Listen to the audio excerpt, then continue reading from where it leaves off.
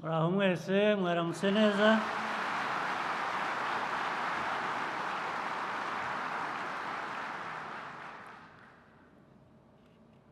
Ndishimye kuba twabonye umwanya twese uko turi hano kugira ngo dukore iyi nama ya RPF Congress.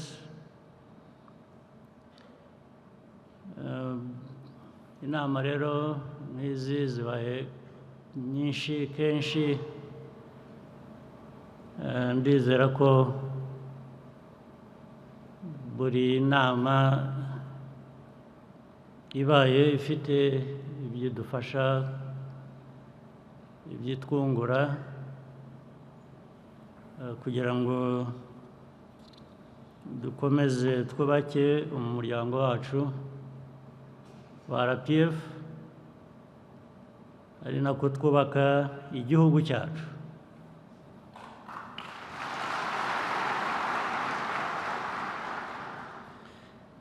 Inama uko nzumva rero yewe biba biduha umwanya wo kwisuzuma inshingano dufite, uko tuzuzuza,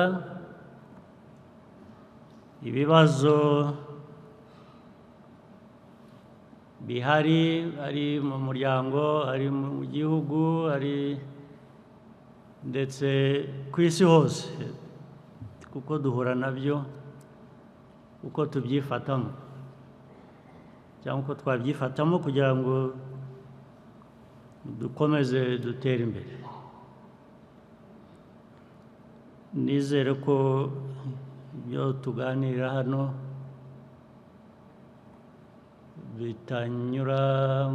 bitinjirira mu gutwi kumwe bigasohokera mu kundi gutwi, hanyuma hagati aho y'amatwi yombi tugasigarana ubusa. Ubundi biba bikwiye kuba tugumamo kugira ngo tubikoreshe kubaka no kwiyubaka.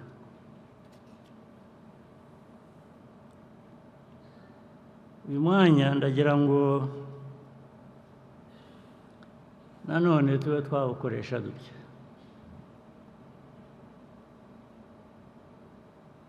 dutege amatwi, dutegane amatwi, dutekereze,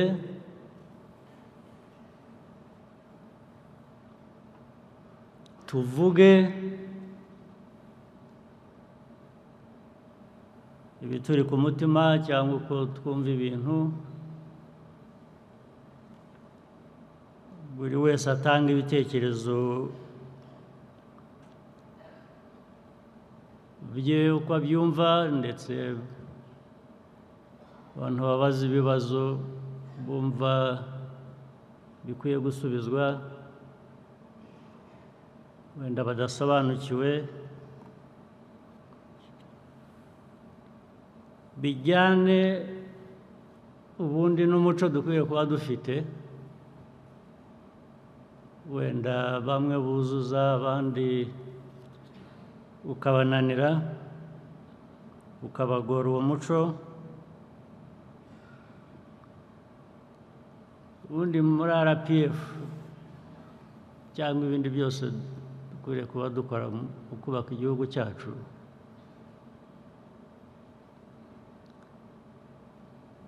umuntu aba akwiye gutekereza we nk'umuntu,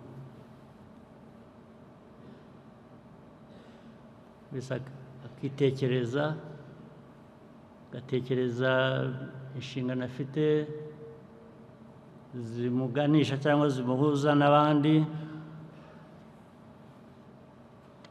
byagera ku bikorwa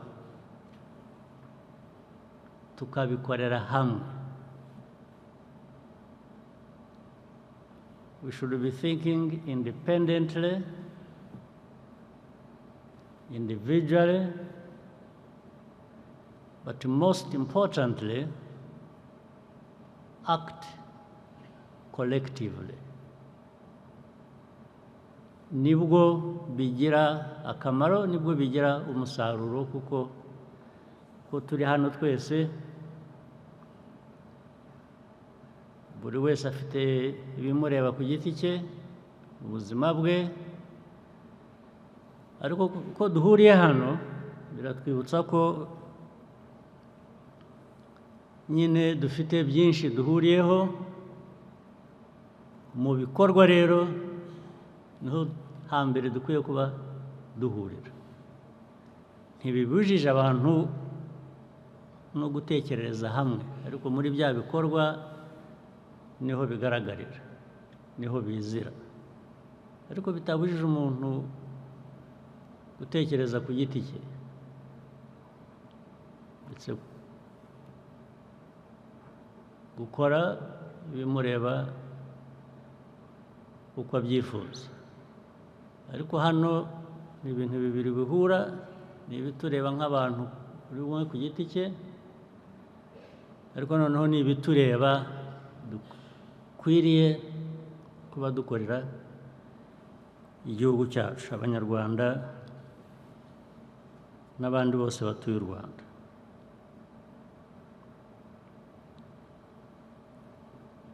Ibyo reka mbe mbishyize uruhande gato.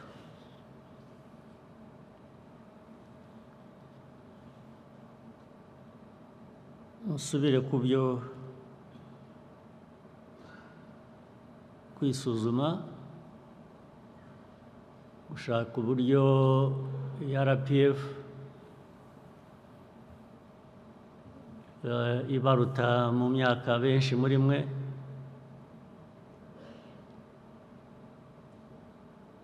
iyi RPF iyo myaka imaze yagiye ihinduka, igomba guhinduka.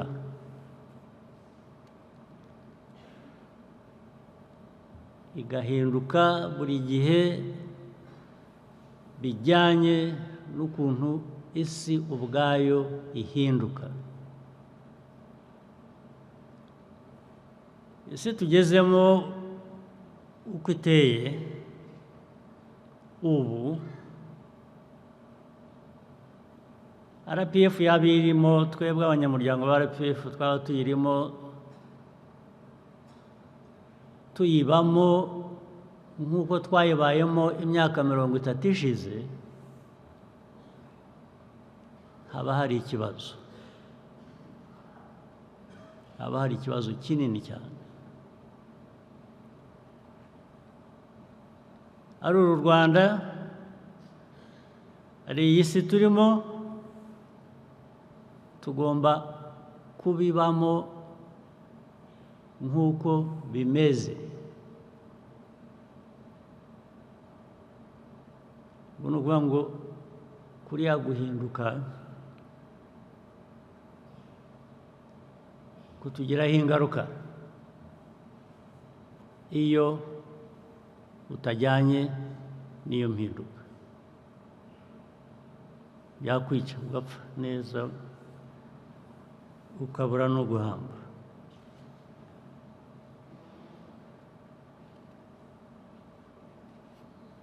Ariko uko n'ibintu bihinduka kandi bigomba guhinduka buri gihe, ntabwo bihinduka byose, hari ikidahinduka.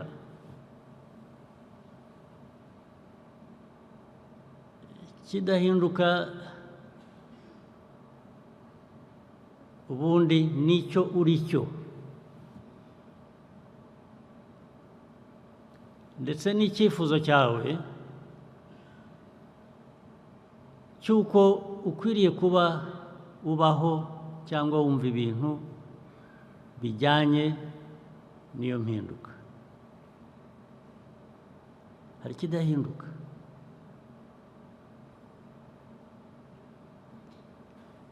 Niba mu mibereho no mu miyoborere nka RPF turi hano, y'iki gihugu, igihugu cyacu ko nacyo cyagiye gihinduka. Niba twaravuze ngo hari ikintu kimwe cy'inshingano dufite, politiki, imiyoborere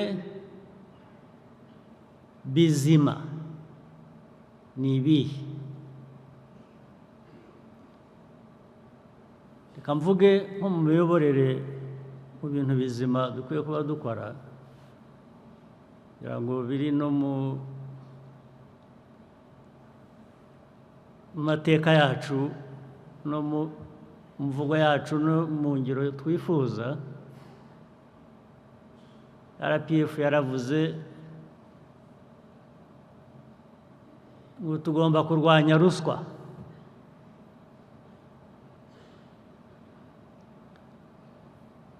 Uko kurwanya ruswa ntiguhinduka.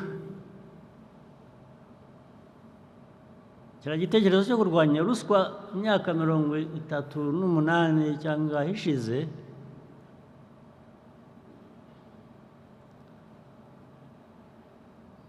ntabwo cyahinduka ngo tuvuge ngo noneho ntitugiye kuyirwanya kubera ko twagiye mu gihe cyemera ruswa. Sinzi icyo gihe icyo ari cyo. Ahubwo igihinduka ni uburyo wakoresha kugira ngo uyirwanye. Ariko kurwanya ruswa ntibihinduka.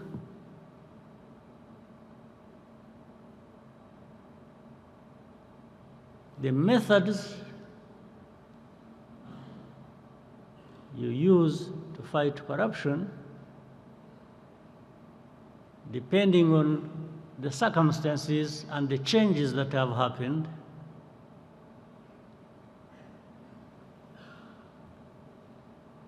may change.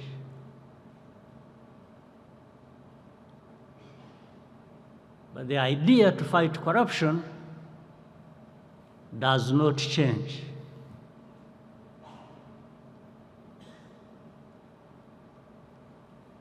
Icyo ndibwira ko ari urugero twakoresha, icyo navugaga bijyanye n'impinduka, ingaruka bitugeraho, ariko n'ukuntu hari ibyo tugomba kugenda duhindura bijyanye n'igihe.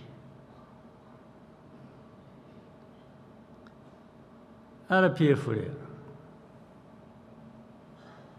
n'abakadere bayo natwe twese abayobozi ku nzego zitandukanye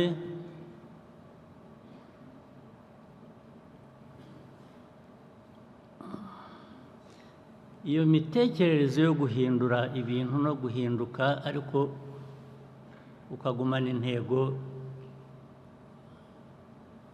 nyazo ufite, hari ubwo tutabyumva neza cyangwa tutabyumva kimwe, ariko nanone iteka hari uburyo mu muryango nk'uyu dukwiye kuba dukoresha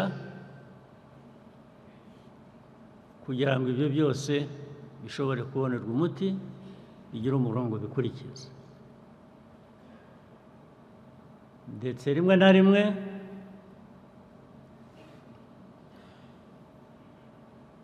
niyo mpamvu buri gihe imyaka 5, 10, 20 hagenda haboneka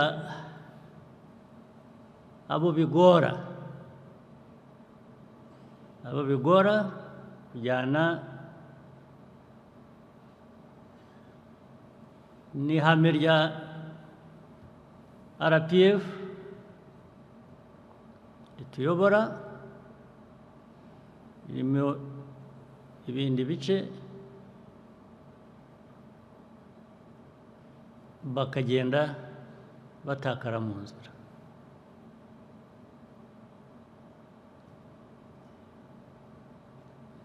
ibyo biriho byarabaye bizaba,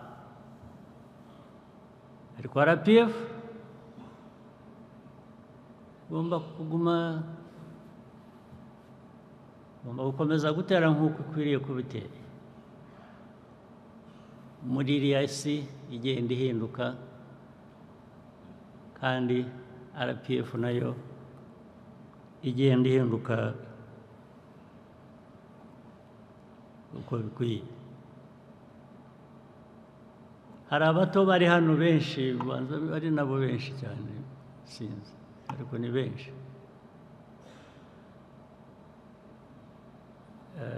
RPF yabayeho bataravuka, ndetse urugamba rwashingiye kuri RPF rwabohoje igihugu rukaba kugira ngo gihinduke. Naho urwo rugamba rubereye ni benshi bari bataravuka, abandi biyongera umubare munini, ubwo byombi hamwe bari impinja. Impinja muri ibi ngibi mvuga ni nk'aho butaravuka.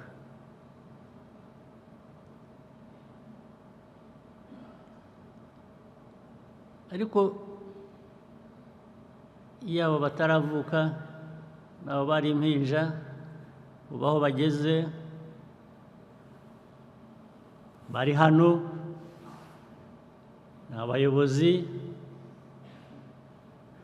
mu rwego rumwe cyangwa urundi, niyo badafite inshingano runaka mu nzego izi n'izi, gushaka kuba umuyobozi unihereho wiyobore, wishakishemo icyaguha aho ukwiriye kuba ugana igihe icyo ari cyo cyose. Uri umuyobozi,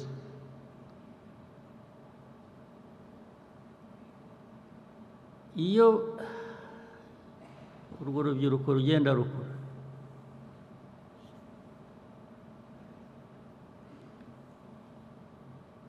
bayoborwa n'iki?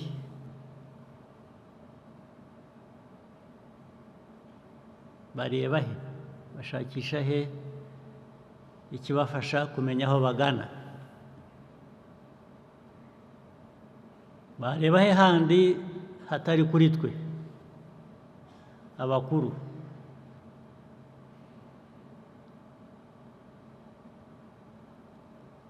Iyi myifatire yacu twebwe abakuru itari mizima, ubwo hazarokoka bangahe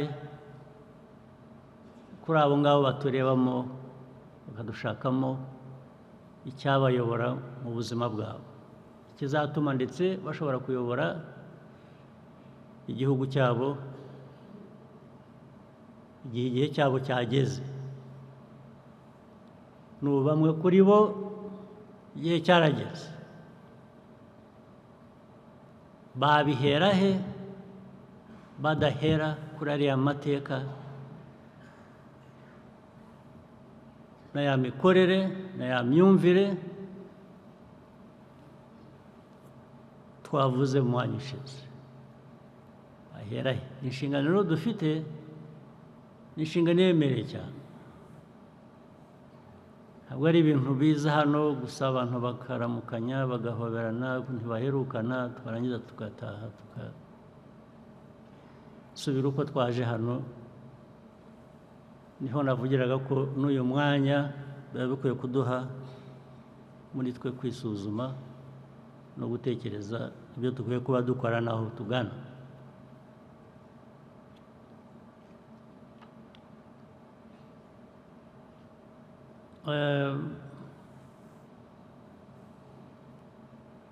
Hari ibihe bigezweho, ibyo mubona hirya no hino,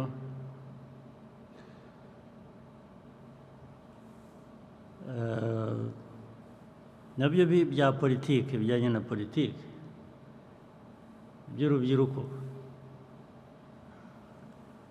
rusigaye ruhaguruka rukagira ibyo rusaba uzi ko ari ibyo ariko bikwiriye kugira ibyo basaba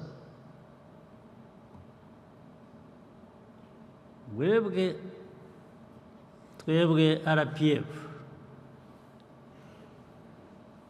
tugomba gutegereza ko hari twibutsa ko hari ibyo bagomba kubidusaba ubwo twaba twarujuje inshingano zacu inshingano twiyemeje aho abantu barinda kuguhagurukana bakakubwira ngo turashaka iki ubwo ni ukuvuga ngo twarakibuze ntacyo waduhaye nibyo igihe bafite ibyo bahaguruka basaba barwanira uko babikora kose njye ndabyumva ndetse icyo bivuze impamvu nabyumva ni uko ari nk'ibyo twakoze natwe tukiri bato kurinda tugera hano none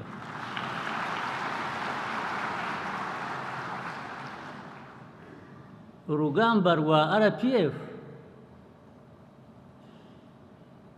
amateka ya RPF ni iki kiyagize ni ukuvuga ngo hari ibyo ugomba kubimpa abantu bakoresha wenda uburyo butandukanye ariko ni bimwe kumpa uburenganzira bwanjye ibyo ntabwo ari ibyo ngomba kugusaba nkapfukama hapana tagombana kabisa tapigana can't beg anybody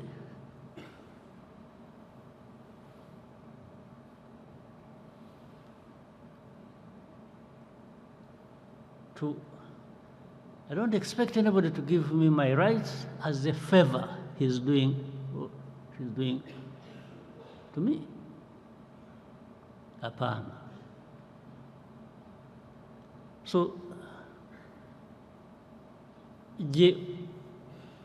hano mu Rwanda bibaye bikurikiye rwose hakagira uvuga ati there is something hari ibintu watugomba gutaduhaye njye nabyumva kuko nanjye niho nahereye namwe mwese niho mwahereye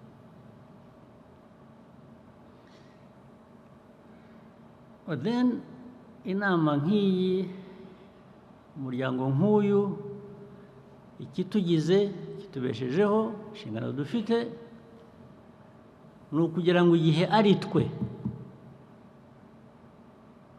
turaha muri iyi myanya tutazagira uwo twibwira ko azagomba kudusaba ko tumuha uburenganzira naho byaba ari ukwibagirwa birenze urugero that would be insensitive.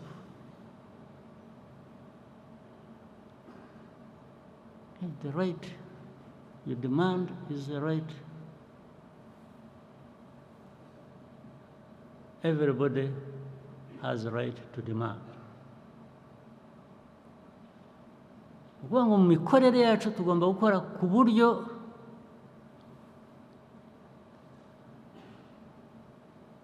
twibuka ngo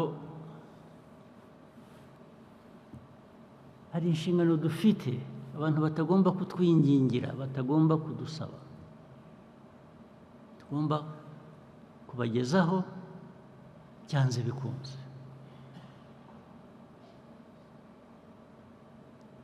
aha rero niho nshaka kuzira ku kindi kibazo.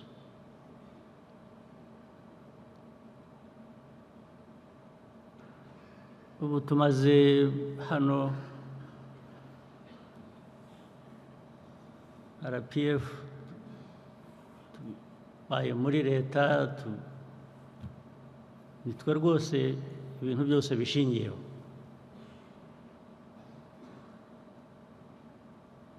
Imyaka ibaye myinshi.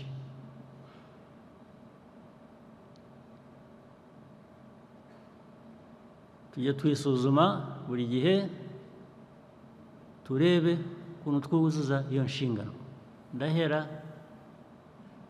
ku miyoborere, ku mikorere,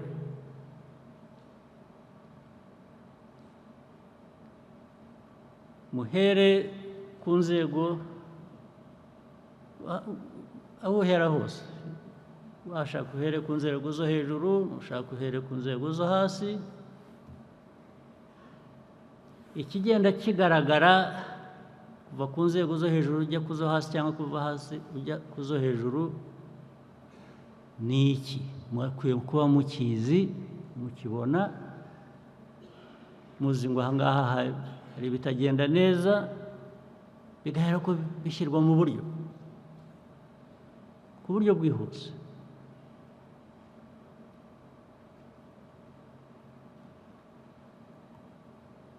Mwe murabizi kundusha, mwari mukwiye kuba mubizi kundusha, mugenda hirya no hino kundusha, muhura n'inzego zitandukanye, iyo mushaka za serivisi n'ibindi, murandusha kubibona, kubyumva, kubimenya ndetse n'ingaruka bibageraho.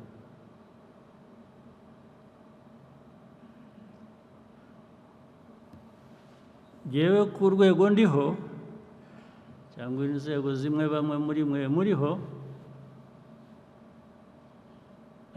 zibahuma amaso.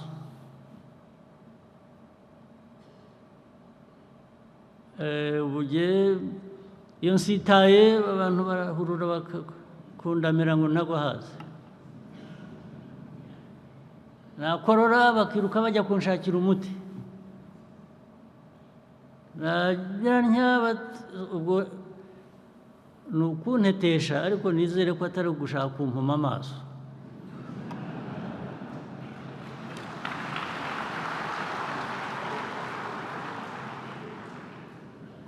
Kuko ibyo bamwe bakora bagira batya nibyo buri muntu wese ashaka kuba byamukorerwa.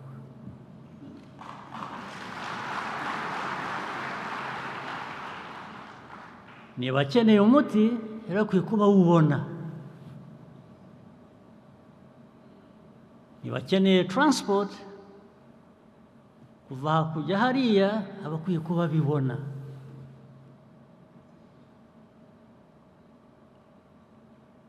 Niba ashaka amashuri y'umwana aba akwiriye kuba ayabona.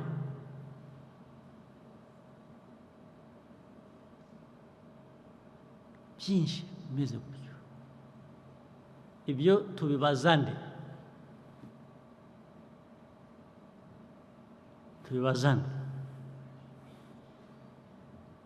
Tubibaza nde batari mwe,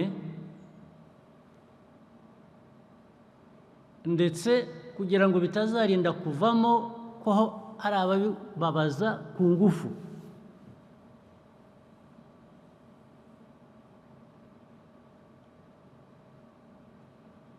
Utazenda kugira ubibabaza ku ngufu nk'uko uyu muryango washingiye wubatswe, ku buryo wagombaga kugira ibyo ubaza ku neza cyangwa ku ngufu.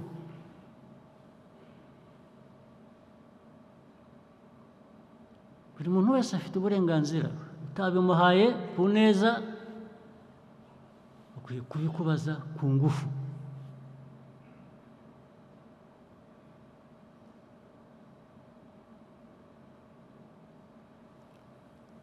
Rero iyo mwe mujyaho ukumva mu giturage iyo ngiyo bakajyaho bagahwihwisa bakavuga umuyobozi wabo kuri urwo rwego bariho bavuga uriya hari uwabwira se yewe ibintu byose arikanyiza kirarya ugana hariya wajya gusaba serivisi cya mbere ntibakwitayeho asanga umuntu umukobwa umuhungu yicaye aho ngaho yibereye kuri telefone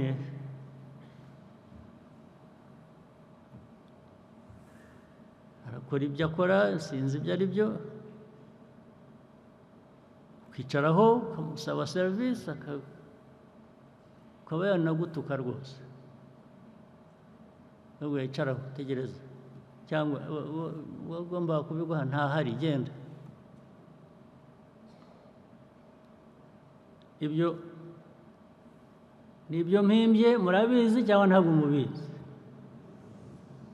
murabizi cyangwa ntabwo mubizi birinda kubaho kubera iki byabaho kubera iki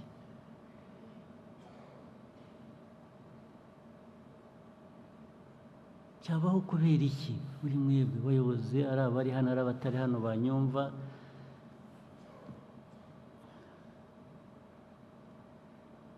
ndetse abo baturage mugira mutyo rwose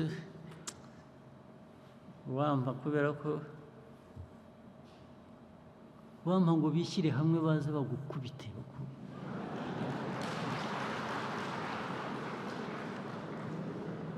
rwose bakagira uruhande bagashaka inkoni bakaza bakagukubita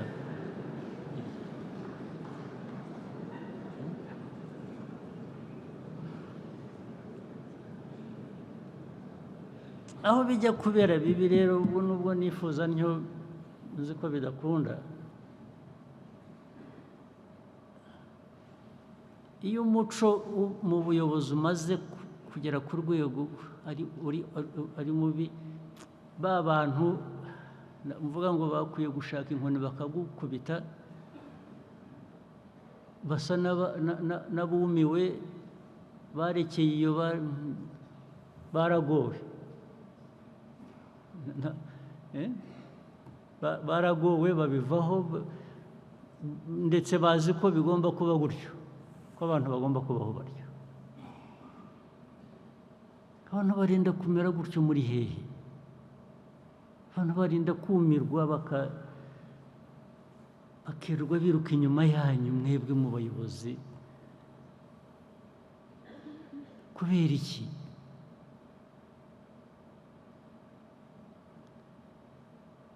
ariko ngiye kamubwira iyo wamenye ndamukubita rwose ntabwo wamenye gukora ibyo ngibyo mujyaho mukamutetesha ariko iyo namumenye ntarara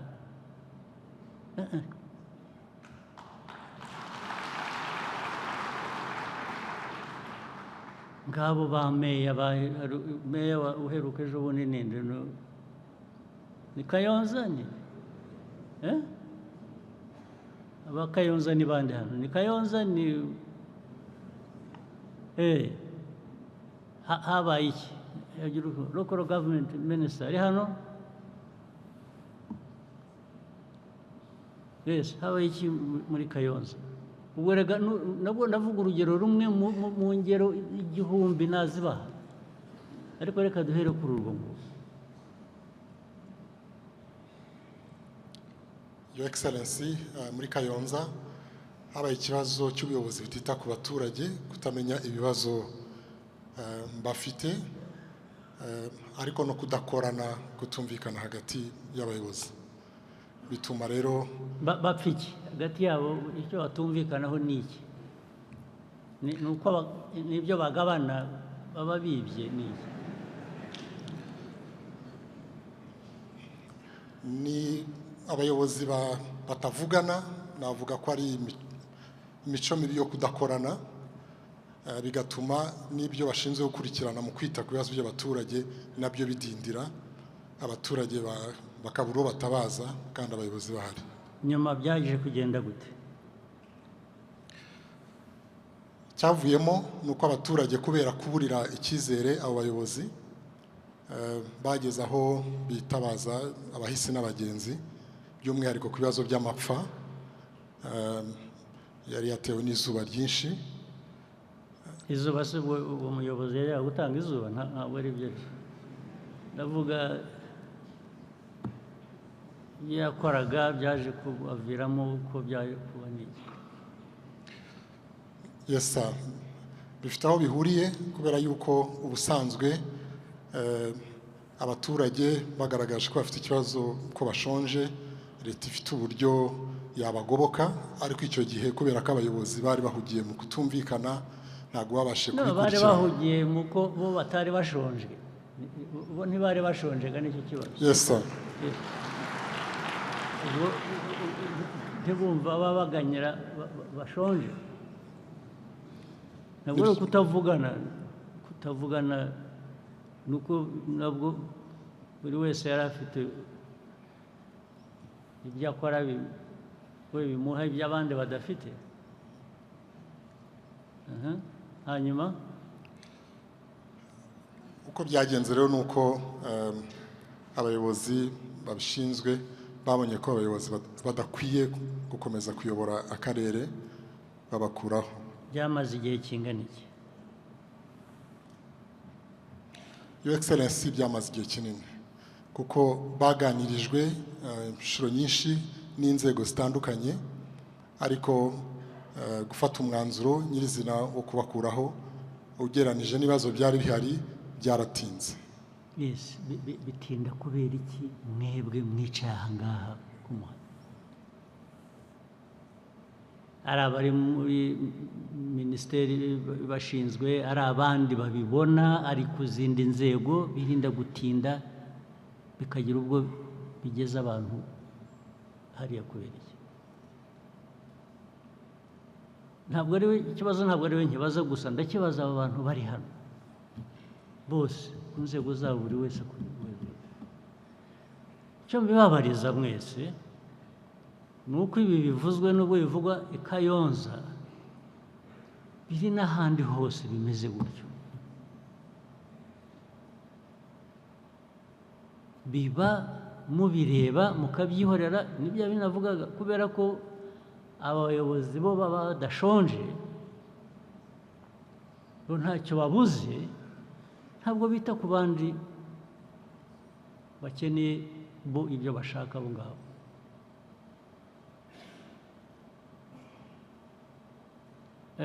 Hari kesi ya Bugarama za Rusizi, ibintu bijyanye n'imihanda,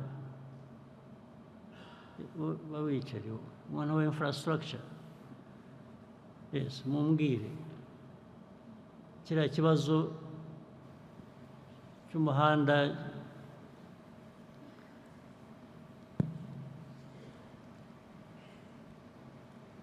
watengutse, usigaye nyirango usigaye warahindutse umurima, bahinga mu muhanda.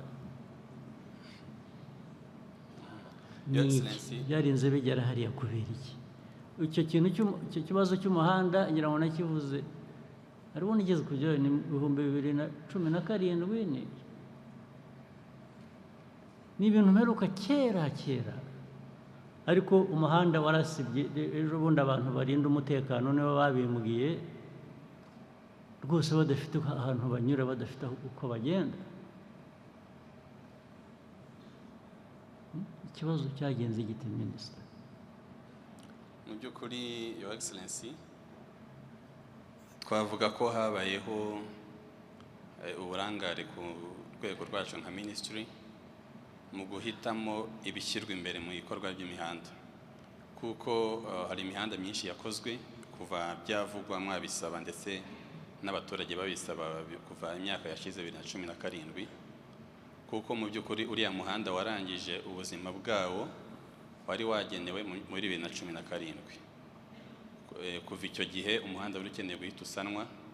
Ni umuhanda w'ingenzi uhuza igihugu cyacu n'ibihugu duturanye, ndetse ukanafasha inganda ziri hariya. Habaye iki rero? Byagenze gute? icyabayeho ni ukudashyira ku murongo neza priority uburyo imihanda ninde ubikora ni twebwe nka minisiteri y'ibikorwa remezo twagombye kuba twarabikoze. erega natwe ibyo tubifitemo uruhare ariko nta n'ubitubwira. Mwigendera priority gusa mushatse zigatandukana n'iz'igihugu muri rusange zikwiye. Ni amakosa twakoze kandi turayasabira imbabazi, ariko tuzagenda tubikosora. Uzi ko imyaka yose nicyo kiba igisubizo, nicyo abantu barangiriza, ni ukubisabira imbabazi ejo bikazongera bigasabirwa imbabazi, ariko tukikomereza ibyo dukora. Ubu bwaba uburyo bwo gukorera igihugu cyanyu gute?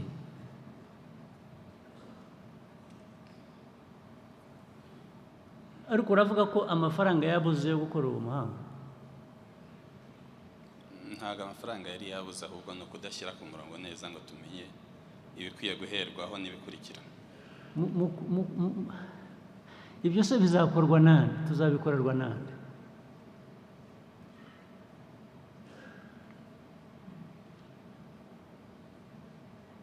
Niba minisiteri bishinzwe itabikurikirana n'izindi nzego ntizibikurikirane, ubwo bishinzwe nde? Bizakorwa gute nande? N'ubuyobozi ndetse bw'akarere ubwabo bakwiye kuba babifitemo uruhare. Byagenze gute? Urebye akarere kagiye katumenyesha ko hari ikibazo. Urumva ibyo akarere ko kakoze ibyabo karabamenyesha, kakirwa kabasaba ko dufite mwe mukicecekera. Ntabwo twihuse bihagije. Nta nubwo mwihuse na busa, ntabwo ari ukuhagije.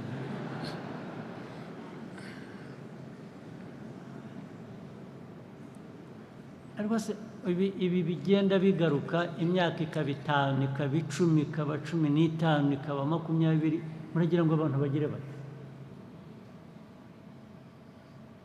Nibyo navugaga, biriya ureba Genizi bajya ku muhanda, ni Genizi harya niko babyita, bagatera amabuye bakoze babampa ngo bankubitire babirukanse ku manywa y'ihangwe. Nge nzi ko bazambabarira, ntabwo bazapfa nanjye.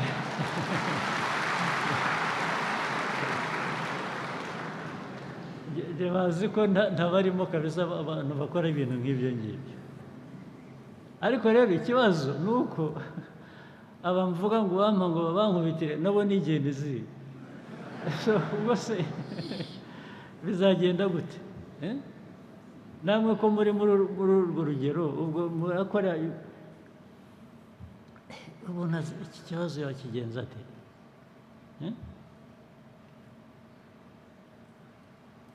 Ibintu byahoraho imyaka igashira, indi ikaza, muri aho mukabisabira imbabazi gusa.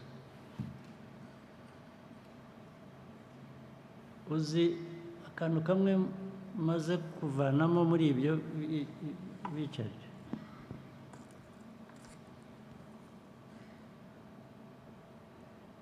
biriya avugaga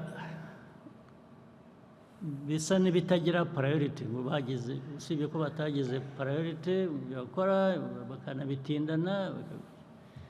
Uzi impamvu? Ariko imwe muri zo, ntabwo ariyo yonyine. Aba bayobozi baba bato cyangwa baba bakuru, mu by'ukuri ntibahari, ntabwo baba hano, ntabwo bahari. Ugiye kubara ingendo bagenda, bibera hanze mu makonferensi, conferences bafite rero n'ibyo bakoresha. U Rwanda barugize igitangaza ngo barashaka kureba babyita iki,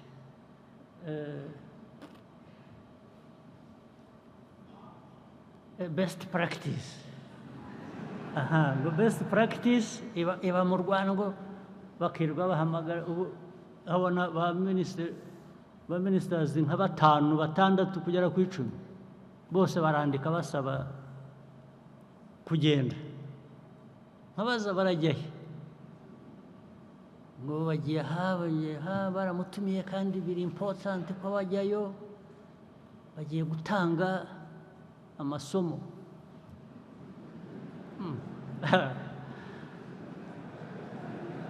amasomo ujya gutanga se wowe yakumariye iki wabanje ukareba ayo masomo ugiye gutanga wowe icyo akumariye icyo navanyemo prime minister ubu minisita kuzongera guhaguruka hano akavuga ngo aragiye muzajya mubanza munsobanurire icyo agiye kuzana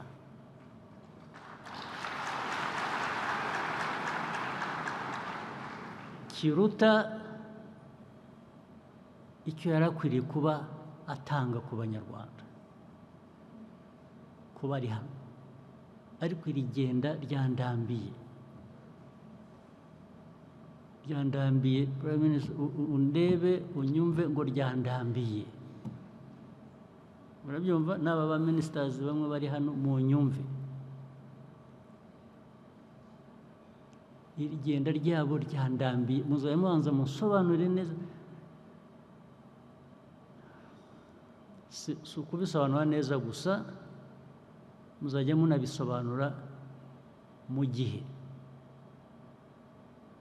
tubanze twumvikane icyo turi butakaze umuyobozi natagenda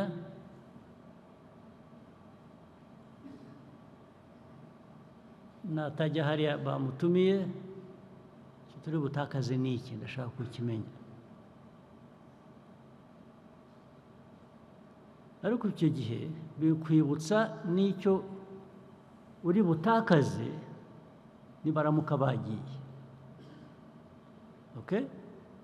tubyumvikaneho turebe ikinyuranyo cyabyo ubu ndaza kubafunga rwose kubafungira kandi hamwe twashyize abayobozi ugasanga abaminisitiri babiri nko muri minisiteri imwe sibyo ariko hakaba ubwo bagiye bose bombi uko ari babiri bitari minisiteri imwe bitari minisiteri yindi ya kabiri eshatu enye abantu bose bagiye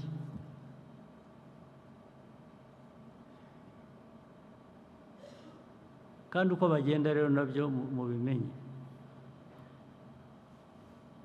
ubu si isigaye ubundi iri connected ariko iyo bagiye ntumubona naho mushakiye yagiye ntumubona ukabaza ariko se aho wagiye hataba telefone ni hehe bo mu mutwe kugenda no gukupa connection n'abagifitanye isano n'aho aturuka yagiye n'uwabariye ibyo prime minister biraza guhagarara byanze bikunze hanyuma ibihe yahagaze gutyo dusigarane cya kibazo cyo kutamenya priorities hano ariko muri hano ubwo nabyo tugikemure impamvu ministry idashobora kumenya priorities nabyo tuzabimenya nabyo tugomba kubimenya mu by'ukuri ubwo ni prime minister bizajya bigarukaho minister ananirwa ate ese yarakubwiye byagenze gute minister tugira ikibazo kuvuga ngo bananiwe gukora priorities kikaba igisubizo priorities ni izawe ziri personal umuhanda kanaka cyangwa igikorwa kanaka cyangwa hariya wananiwe guhitamo kugira priorities na cabinet twirirwamo buri gihe mu mezi tugira cabinet zingahe utigeze ubishyira hano ngo uvuge uti mfite ibintu hano amikoro ntahagije ariko dufite ibintu bitugoye bingana bitya, abantu bakagufasha kureba noneho priority ntabwo ziri personal, ntabwo ari iz'umuntu ku giti cye ngo nuko ari umuyobozi runaka.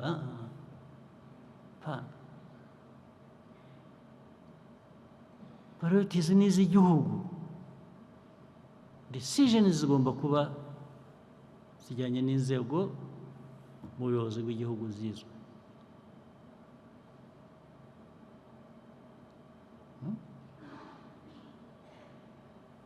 Ibi byose ndabitinda kubera iki? Nta kuntu RPF backbone y'iyi government y'ibikorwa y'amajyambere y'ibi byose, aba bayobozi benshi tuvuga ni bamwe muri mwe, ni kadazi muri mwe. Barangiza mukatubwira ngo ni amakosa, twananiwe kumenya priorities, none ngo kumenya priorities gute?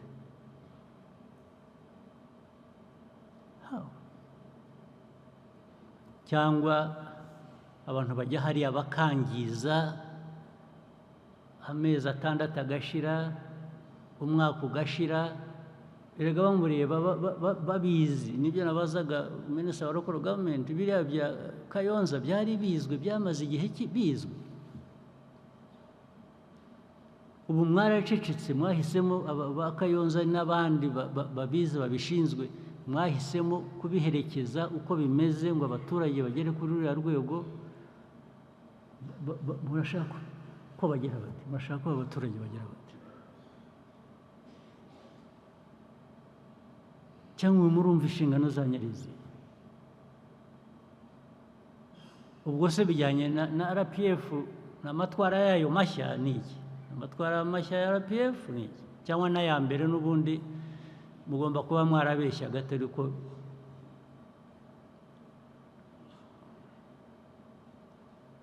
mwavugaga bimwe tugakora ibindi.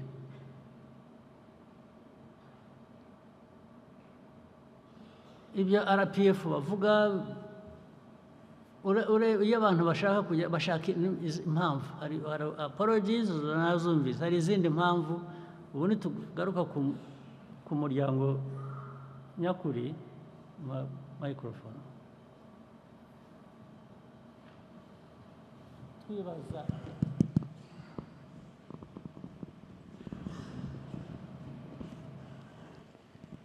twibaza impamvu ibingibi bibaho ntibirangire n'iki. Abanyamuryango babizobereyemo barabura ngo rega ngo nta mashuri ngo akiriho ngo yigisha ubuki. Murashaka kwiga ibiki? Murashaka kwiga ibiki mwebwe mutazi abakada ba RPF? Amashuri mushaka mbese muzigishwa nande muri ayo mashuri? Ngo amashuri y'abakada, ngo yo kwigisha abakada. Amashuri ni factory, uracura abantu. N'ubu ibyo umuntu ababwira mubyumva, mwari mukwiye kuba bivamo amasomo.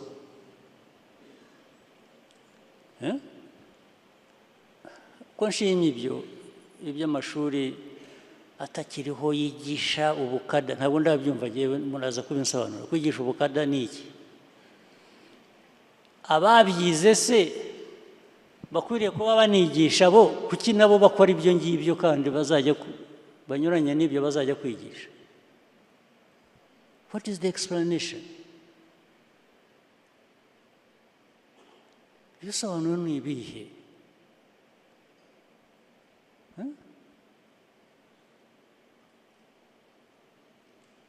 Ibintu bya corruption no mu nzego ahantu hose. Erega biriya abantu bajya gusaba serivisi bakabarangarana bakigera bakagura nta electricity hari ngo tukwandikira ibi bintu. Uyu munsi computer yapfuye ntabwo ikora. Buriya ufashe inkoni ukamukubita electricity iraboneka irahera ku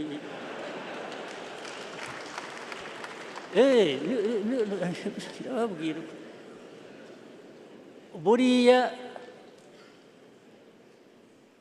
harimo ibindi bintu ni nko kukubwira ngo tekereza ariko nawe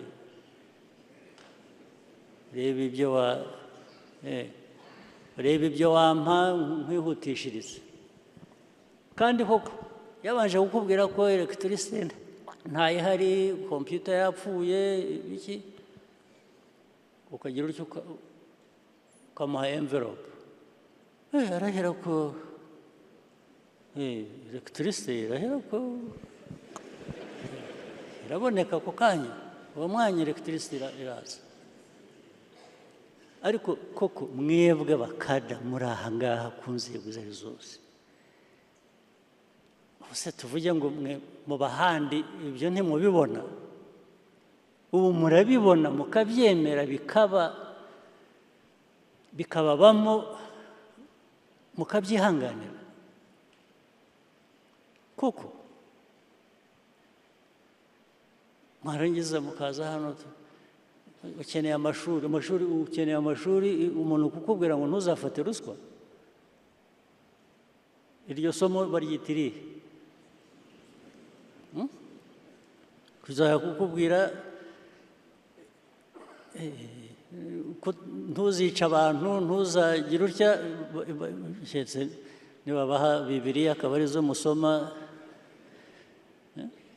ibindi ibyo mutariga ibyo mutazi ibyo mutigishije ahubwo mwebwe mwarangiza mukanyuranya nabyo ni ibihe hagira umbwira ko ntabwo azi ko ariko aho muba no mu bindi bihugu bamwe bagenda muri ibyo bihugu cyangwa babayo cyangwa babayeyo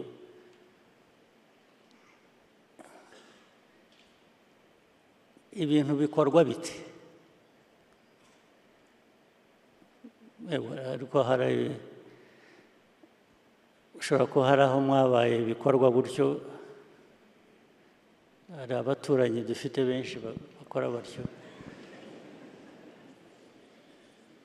sinzi niba mushaka kumera nkabo aricyo kibazo ariko uko RPF imeze uko tuyizi kandi twese hamwe na mbere hose amahame ya RPF tuzi yabaye tuzi ko ibyo ngibyo bibaho bikorwa ariko bidakwiriye gukorwa amahame yari ayo kutubuza gukora ibyo ngibyo ariko mukanga mukaba ari byo mukora ku manywa mukaba RPF nijoro mukaba kandi gukoresha ijambo ribi nanjye kuvuga ngo mukaba ibyo ntazi kubibana byombi kuba RPF ukaba n'icyo ntazi ntabwo bituranye rwose ntabwo bikwiye kubana ntabwo bikwiriye kuba bibana aberuye bo bareruye aberuye murabazi batuvuyemo baba ibyo ntazi nyine ibyo ni sawa ubwo abantu baba baratandukana nyine umwe agafata inzira y'undi agafata iyindi ariko inzira yacu ni hano ni RPF ni RPF ifite ikivuze niba mushaka kubiba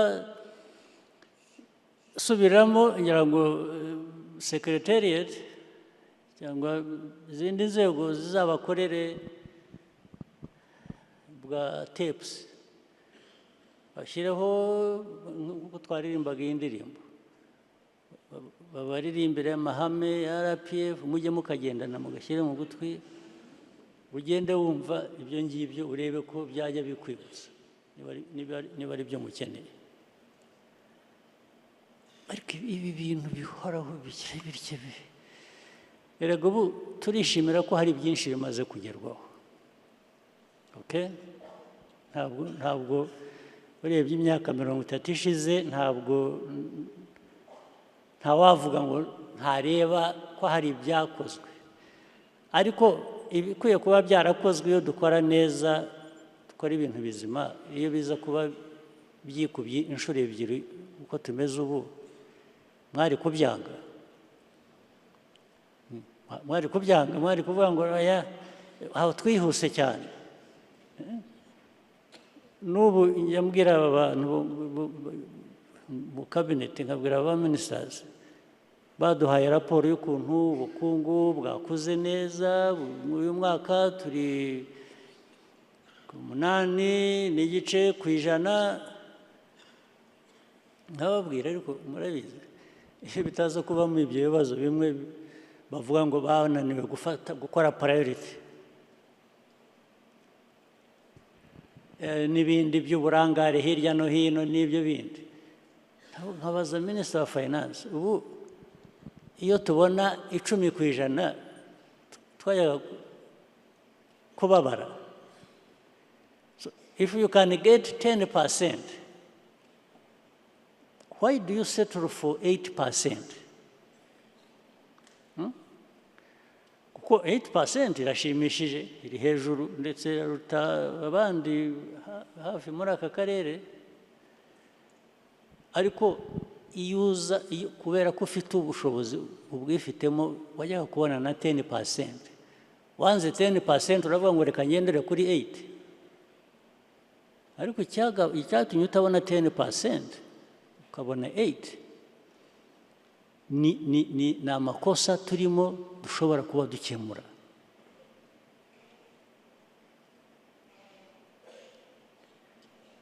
Kandi twari dukwiye kuba tuzi aho duhera.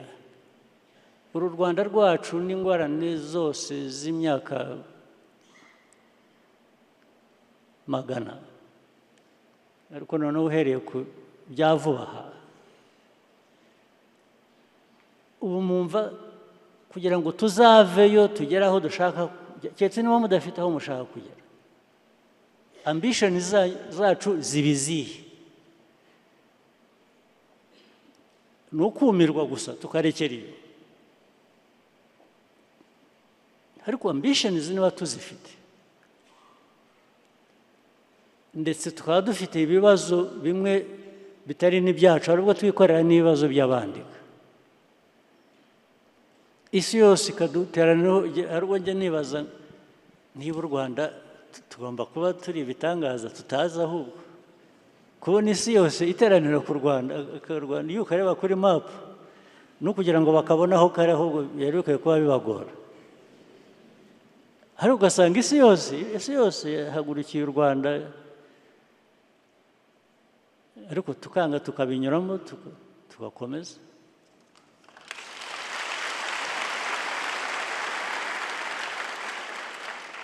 So kuba uteranirwaho n'ibibazo nk'ibyo, byaba iby'amahanga byaba ibyawe wifitiye,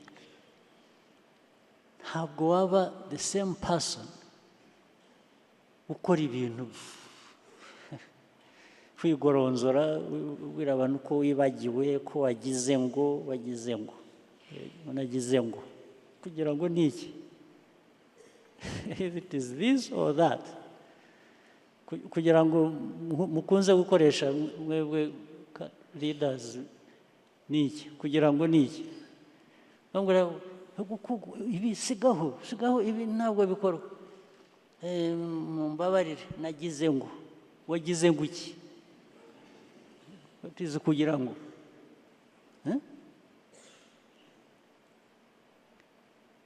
ibi byose mujye mubigarura kuri RPF, muvuge ngo ariko ubundi ikintu RPF ikwiriye kwibutsa ni iki? Nahuye n'iki kibazo, nagize ntya, bambwiye barya, maze ikibazo rero ntabwo nibwira ko ari kutagira memory, ni ibintu mukora. How can you repeat the same mistake? Abantu bakwibutsa, abantu baguhana, abantu bagira bate, ariko ukongera ukabisubiramo. Wavuga ko ari ukwibagirwa, wavuga ko ibyo babyita iki? ni umuco uhinduka umuco mubi gusa wo gukora ibintu wowe ubishaka uzi icyo ushaka ahubwo wenda abandi batabona. Reka mpine, nashaka kuvuga byinshi cyane birenze hano, ariko reka mbihine, turaza kubona undi mwanya wo kubigarukaho bimwe mu bindi biganiro. Ariko reka nsoreze kuri ibi ngibi. Icya mbere, muri rusange nagira ngo mbashimire ibyo byinshi bikorwa bituma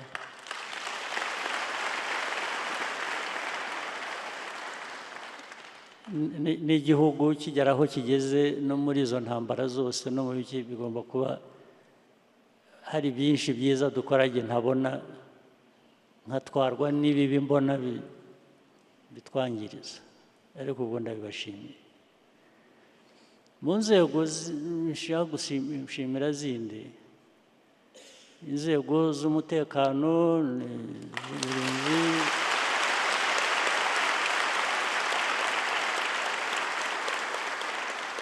umutekano muri rusange zose, RDF, Rwanda National Police, securities, urundi rwego, aba bantu ibyo bakora, bakorera igihugu cyacu twese, sinavuga ko mfite byinshi birenze ibyo bakora mbasaba, barabyujuje.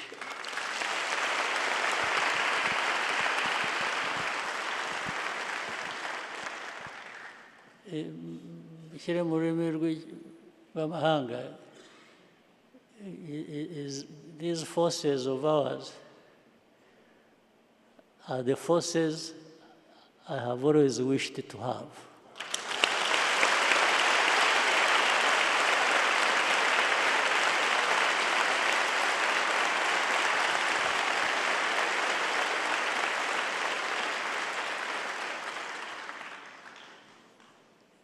Ariko noneho navuga ku baturage, abaturage mureba u Rwanda dufite dukiniramo, tugira ibyo tubakora byose, sinzi ko hari igihugu gifite abaturage beza nk'abacu.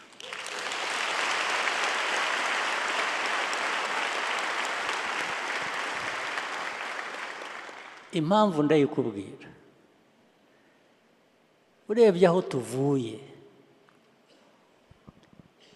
muri politike y'amacakubiri, genocide, ariko tukaba tugeze aha aho abaturage bari hamwe, n'isi yose yirirwa ibashaka kongera kubasubizaho. Buriya ahantu hambere hananiye aba navugaga bo hanze bashaka kudusenya, bashatse ukuntu bazana mu banyarwanda kongera kubatandukanya ngo bajye mu mwiryane, abaturage barabananira.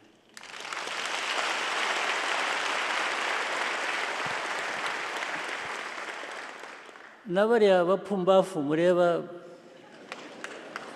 bahunze igihugu bagenda baba hanze, buriya nibo babanje gukoresha bakiri hano, kubanza babanje ba dividing RPF, batandukanya abanyarwanda, kubabwira bakaza bakabogeza.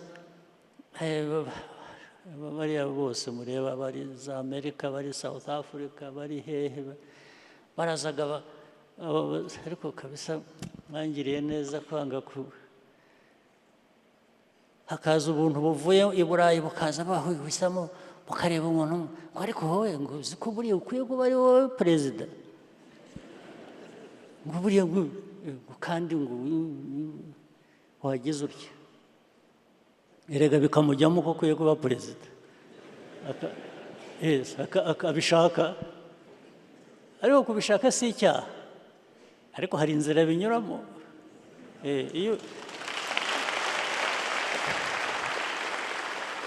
iyo ubishatse gusa ugashaka gukora wibwira ngo abo ngabo bazagufasha kubigeraho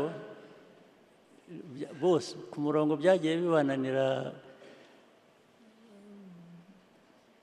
bajya aho bagiye abandi ntabwo byabahiriye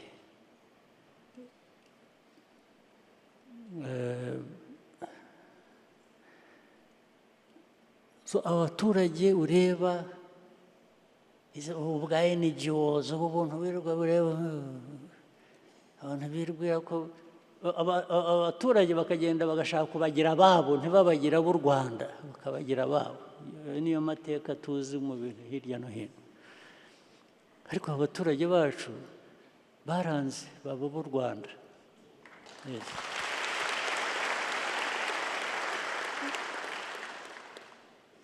aho rero niho namwe mubera akaga mu mbabaza kuba mufite abaturage bameze batyo mwarangiza mukabajyamo mukabakiniramo ntimubahe ibyo mubagomba ni icyaha rwose kidakwiye no kubabarirwa ni icyaha namwe benshi njya mbona mwemera ibintu by'amadini n'iki mwari mukwiye kubisabira imbabazi ku Mana cyangwa ikazabahana mu kimwe mukwiye kubihanirwa rwose ni bibi cyane ntabwo amahirwe mufite kuba muriho muyobora muri abayobozi mu gihugu cyanyu mufite abaturage bameze batya mwarangiza mukajya gutabanga ibintu ntabwo ari byo mujye mubyibaza ku giti cyanyu aho muri mwicuze muhinduke kandi gukora ibintu bizima ntabwo ari ibintu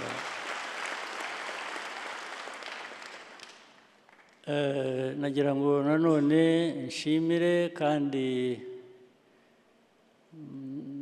nakire abadukorana mu gihugu hano hari abayobozi b'indi mitwe ya politiki bari hano mushoboye kuba mwahaguruka tukabareba niba muhari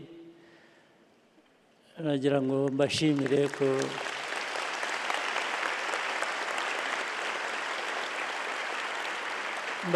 ko mwaje kwifatanya natwe kandi n'ubundi mufatanya natwe no muri kwa kudacamo ibice abanyarwanda n'iki mukemera tugafatanya mubifitemo uruhare runini ndabibashimira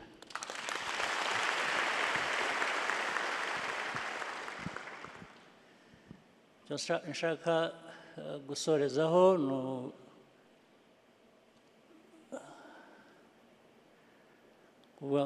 natangiye mvuga impinduka zikwiriye kujya zibaho buri gihe bitewe n'uko ibintu bimeze n'igihe no muri RPF ubwayo nagira ngo mbateguze ngira ngo biraza gushyirwa mu buryo mu masaha yandi ari imbere tubiganira hari ibintu bimwe nahuye n'abayobozi bamwe b'inararibonye ba RPF ndetse abandi founder members ba RPF mbasaba ikintu kimwe ikintu gitoya ntabwo cyari kigoranye ko twagira ibintu duhinduraho bike mu structure iyobora umuryango tukazubakira aho ngaho dukora wenda n'izindi mpinduka ariko bikazadufasha kongera imbaraga mu mikorere ibyo ngira ngo baraza kubitugezaho turaza kubiganira sinzi ko ari uyu mwanya wabyo hanyuma ariko bigakorwa mu buryo bworoheje kandi buzima,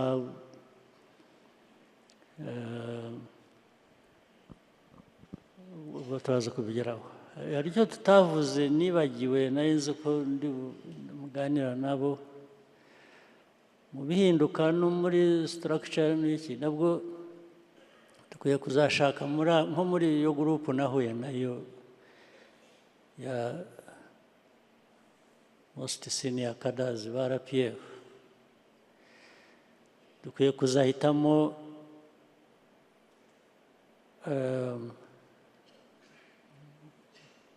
sinzi umubare uwo ari wo, wenda bake muri bo,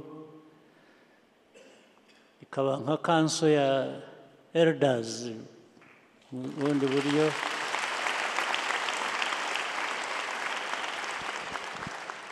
ikagira uruhande ikajya igira ukuntu ireba ikavuga atari ku ikagira ukuntu ivuga yicaza umuntu igihe babona umuntu agenda adakoze ibirenge hasi, aguruka bakamubwira atari ko garuka hasi, wowe kandagira hasi, reka kugendera mu kirere. Ibyo nabyo tuzabiganira, wenda na hano twabiganira, nta kibazo mbona, nagira ngo mbateguze gusa tubitekereze. Hari structure zisanzwe z'umuryango tugiye gutinkaringa nazo, tukagira ibyo habaho uburyo bwa reinforcement, then nifuzaga ko nabasaba ko tuzashaka iyo gurupu wenda nk'abantu nka 5, babaye benshi 7, ni igitekerezo, mushatse mwabagira 3, mushatse mwabagira 4, tukareba uko tubaha iyo nshingano yo kuba batari mu bintu day to day, ariko bari iruhande bareba, bakaba bakwibutsa umuntu atari ko itonde, cisha amagi, yananirana ubwo bikaba ibindi.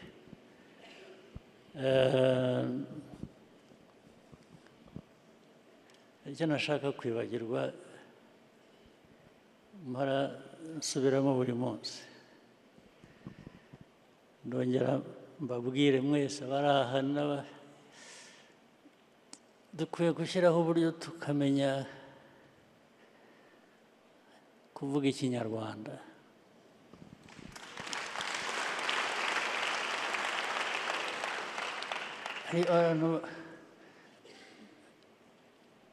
Kandi kuvuga Ikinyarwanda simvuga abatakizi koko, ndavuga abakwiriye kuba bakizi ariko bacyangiza.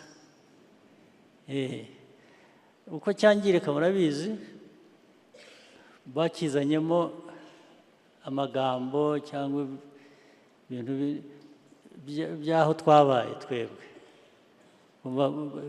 Ikinyarwanda bagihinduye gituruka mu majyaruguru cyangwa mu majyepfo hanze y'imipaka yacu. Urugero mbahe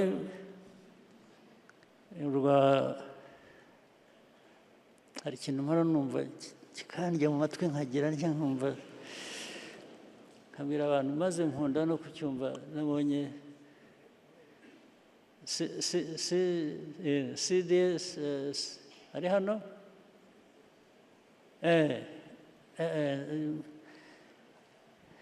mu ame yacu cyangwa na IGP mu gipolisi, kumva kuvuga ngo guhereza murabizi, murabyumva ukuntu babikoresha. Namuhereje, bikaba guha bakabihindura guhereza. Nahaye umuntu iki, yampereje, ntabwo ari Ikinyarwanda. Bihagarare, ariko ndavuga nk'ubu ngubu aho tuvugira aha bihagarare.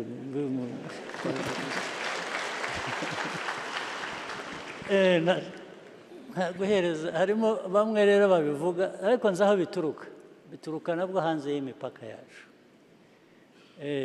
ndetse bibanza bijyana abazi ikinyankore n'abandi banza biva mu kinyankore hari abantu bita mujya mwita ni abakonyine ni iki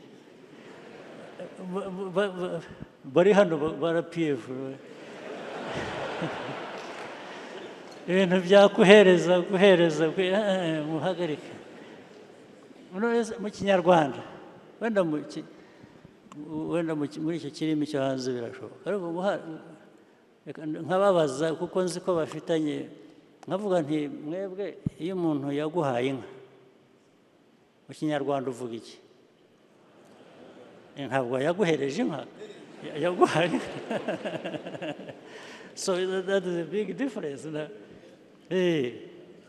ntabwo bibaho mu kinyarwanda mu kibi kinyarwanda ikindi ni iki hari ibindi nyanumva uvuga biryana mu matwi kumva rega twese twigishije ikinyarwanda ntabwo kuba twarabaye hanze nk'impunzi n'iki ntabwo byatuvanyeho kuvuga ikinyarwanda nta guhereza n'ibindi muzadufasha abazi indimi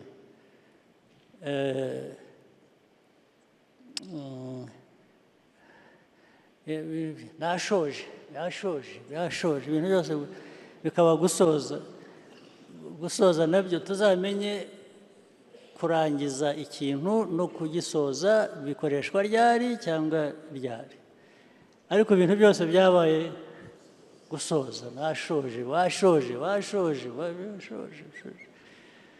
nabyo bigomba kuba bifite ahandi bituruka ntabwo ibintu byose ari ugusoza gusoza bifite aho igihe bikoreshwa ibyo urangiza nabyo bifite igihe bikoreshwa ubwo ibyo byari iby'iruhande by'amarangamutima byanjye ariko nabyo mubyiteho bishobora kugira akamaro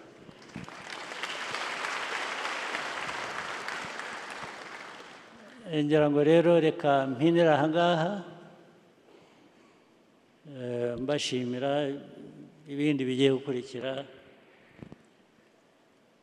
kandi ntibagirwa no kubifuriza ko muzagira noheli nziza n'umwaka mushya ugiye kugenda